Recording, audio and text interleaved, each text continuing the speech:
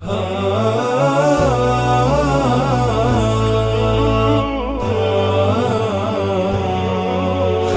القرون مواقفا ومثالا، تبعوا الرسول إذا سعى أو قالا. كانوا هنا يسقون غيم حياتنا، فمضوا وفينا ذكرهم يتعالى. رحلوا وألقوا في الضمير سؤالا، هل مثلهم نجم سما وتلالا؟ ملأوا الحياة مفاخرا بفعالهم، وزهت بهم دنيا الأنام دلالا.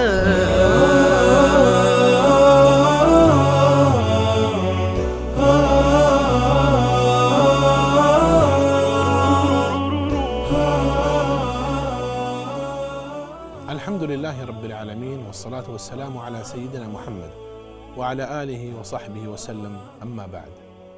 قصتنا اليوم مع العالم اليهودي عبد الله بن سلام، وقد كان حبرا من أحبار اليهود في يثرب، أي أحد كبار رجال الدين اليهودي.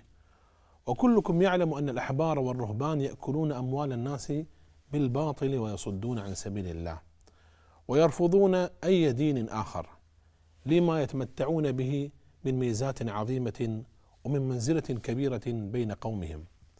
وكان أهل المدينة على اختلاف مللهم يجلونه ويعظمونه. عبد الله بن سلام كان يهوديا يطلب الحق، فكان كلما سمع وقرأ التوراة وقف طويلا، وقف عند الأخبار التي تبشر بظهور نبي في آخر الزمان، وكان يستقصي أوصاف هذا النبي المرتقب. ولما هاجر النبي عليه الصلاة والسلام إلى المدينة، كان عبد الله بن سلام وقت وصول النبي عليه الصلاة والسلام فوق نخلة له، فسمع رجة في المدينة، فقال: ما هذا؟ قالوا: هذا رسول الله قد قدم. فألقى عبد الله بن سلام بنفسه من أعلى النخلة، ثم خرج مهرولا ينظر إلى رسول الله عليه الصلاة والسلام ويبحث عن علامات النبوة، لله دره. قال عبد الله بن سلام: لما قدم النبي عليه الصلاة والسلام إلى المدينة انجفل الناس عليه، أي أقبلوا عليه، فلما تبينت وجهه عرفت أن وجهه ليس بوجه كذاب. يا الله، شهادة حق، وجهه كالقمر ليلة البدر، وجهه وجه الصادق المخلص. يقول ابن سلام: فكان أول شيء سمعته منه يقول: يا أيها الناس اسمعوا الكلمات، حتى الكلمات كالدرر. يا أيها الناس أفشوا السلام، وأطعموا الطعام، وصلوا الأرحام، وصلوا بالليل والناس نيام، تدخلوا الجنة بسلام. يا سلام، دخلت هذه الكلمات قلب عبد الله بن سلام. رجع إلى داره، فقالت له أمه: ماذا فعلت؟ لما رأته قذف بنفسه من أعلى النخلة. قال: لو كان الذي قدم موسى بن عمران ما كان لك أن تلقي بنفسك من أعلى النخلة. فقال ابن سلام: والله لأنا أشد فرحا بقدوم محمد من موسى إذا بعث. يا الله.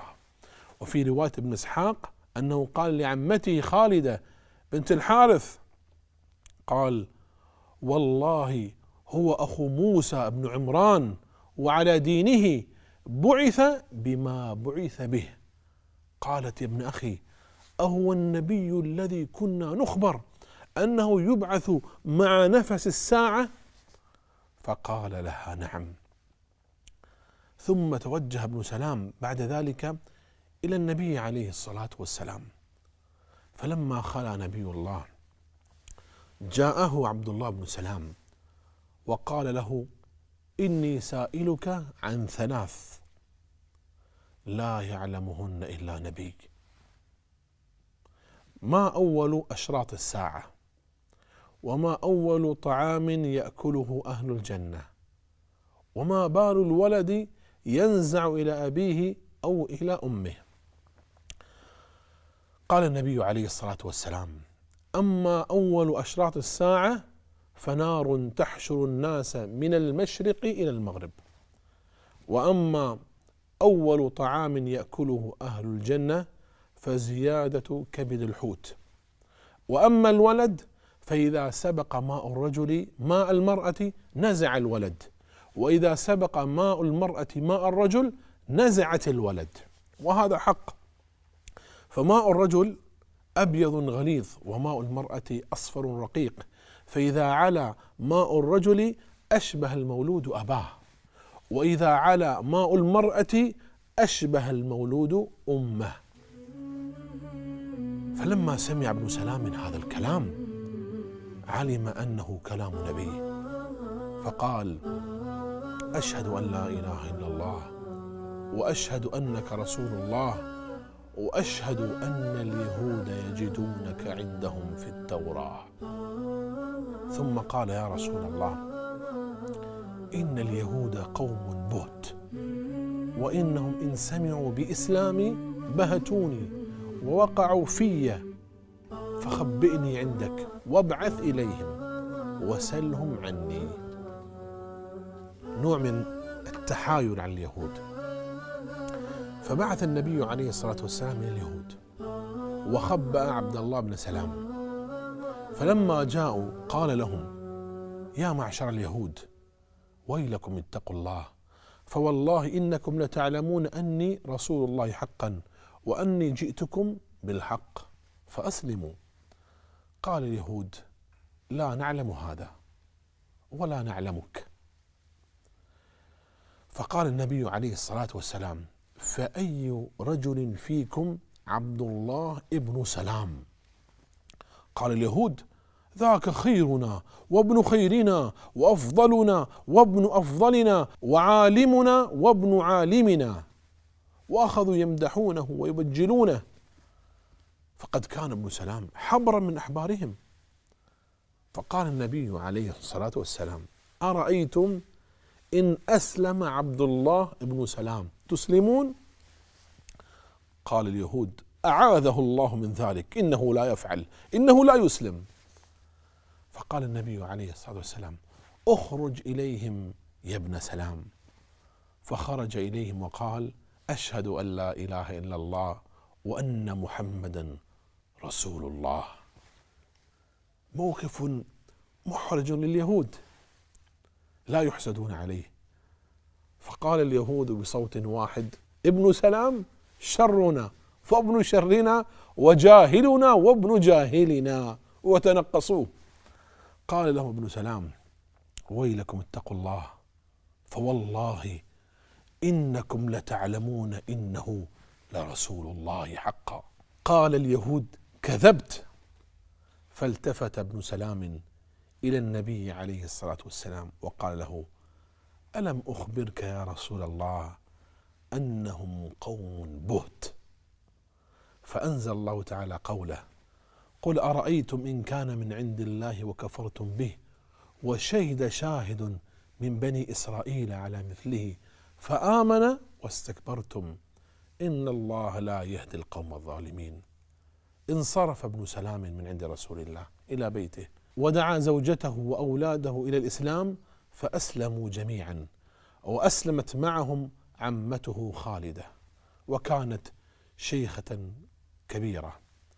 أقبل ابن سلام على الإسلام إقبال الظامئ، ونذر نفسه للعمل للجنة، حتى بشره بها النبي عليه الصلاة والسلام بشارة ذاعت بين الصحابة. فقال النبي عليه الصلاة والسلام عن ابن سلام: هو عاشر 10 في الجنة. فرضي الله تعالى عن ابن سلام. جيل الصحابة لا مثيل لعزمهم هم سادة الدنيا هدى وفعالا، ومواقف مثل الجبال قد انجلت، وشمائل منهم زكت أفضالا. الراكعون الساجدون الزاهدون المكثرون صلاحهم أعمالا، هم قدوة بهداهم فلنقتدي، وبنهجهم نستشرف الأجيال.